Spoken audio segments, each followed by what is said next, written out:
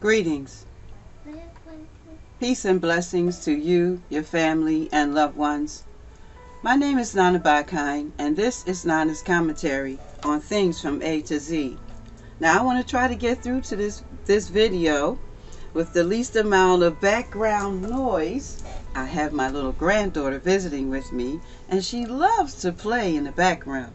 But I just wanted to share this particular article with you all, so you could take this journey with me into looking at the 12 new clouds added to Cloud Atlas. Now, this came into my mailbox, and this article was posted on a website called aircrap.org.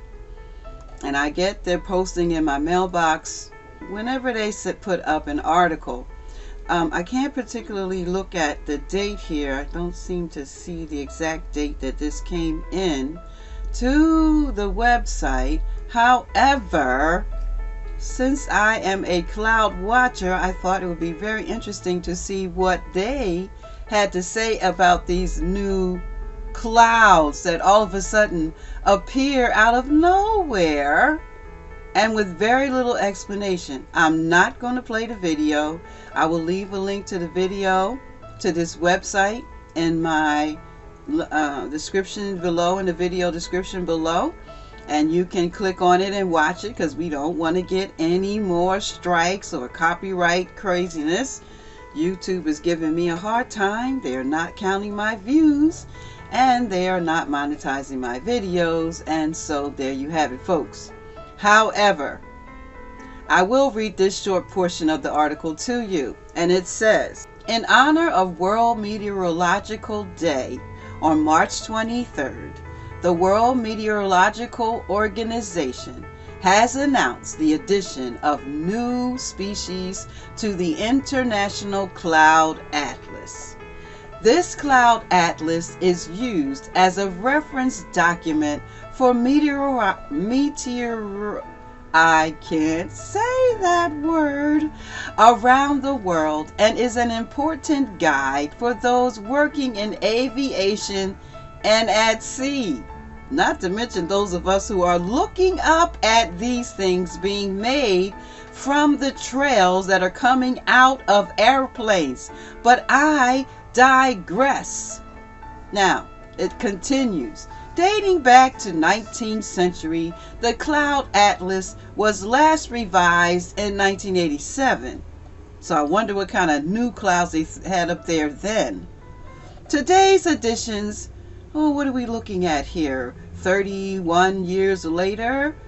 Today's editions feature on the new fully digital edition and include the rare Asperitas, which was added after campaigns by citizen scientists.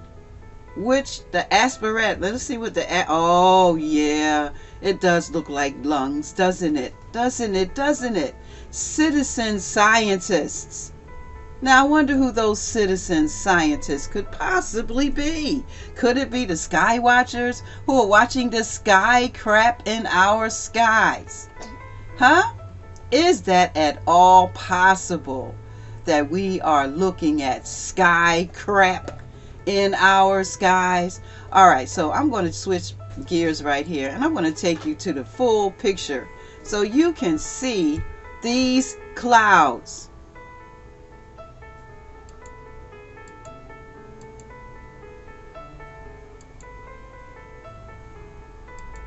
Now, we have what is known as the fluctus cloud, and we get two fluctus, which, I mean, how can you tell when you have this fluctus here, and then you have, I can't,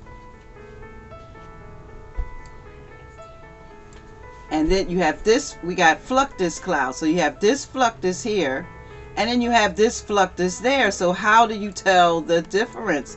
Because this one has those little curly wispy things on top. Oh, isn't that amazing? Curly wispy things. Now, how many of you have seen the trail come out. And then as it expands and gets wider and wider, these little curly things come out. Okay, so we have that. And then we have, now the reason why I even got inspired to share this with you was because they had the audacity to give this grid pattern a name, a cloud name, Homo mutatus. Homo mutatus. We need to look this up to see what a mutatus is. But look, these are lines. This is a grid mark. How is that natural? And how is these clouds? These are made from the trails coming from airplanes, from passenger planes, or what do you call it, commercial airline and military airline. This is a grid. This is not natural. This doesn't just naturally happen in the sky. Okay, and then this one here in the video, she talked about, oh, this long voluptuous cloud. Look at that. That's so normal. Just a long one. And then we have this cloud punch, which she says is because the plane goes in and goes out. I'm like, are you serious? You can't be serious. Okay. And then we have the homogeneous cloud. Yeah, right. All right. So we got all this different wildness. Now here is what we see at the end of the day. When the sun is setting, we see these dark lines in the fluctus clouds. And I just wanted you all to look at this. I'm going to leave this up here for a minute and let you look at these clouds and how they are coming up with these exotic names for the crap that they're putting in our skies. Flumen. It's the Flumen cloud. You know, come on, give us a break here. This is like slapping you in the face, especially this one. This one, I could not get over. I mean, okay, the other ones are wispy and they're kind of rounded and they're kind of, you know, willowy and billowy and the whole nine. So we could kind of say, oh, well, maybe they're not caused by jet emissions. But how in the world can they say this is a real cloud formation? Oh, of course, you know, the clouds, the jets, exhaust makes clouds, etc., etc. But how these are in the air, in the sky for long periods of time, and then they spread out. As you can see, one right here trying to spread out, right? And all this white stuff down here that's spread out from these lines that they're making. This one that's very faint here, but it's spreading. Okay, so what are they talking about? But go back to the lady. Go back to her as she stands there and gives you these very idiotic answers for, or definitions of these ridiculous clouds. All right, that's all I got to say about that.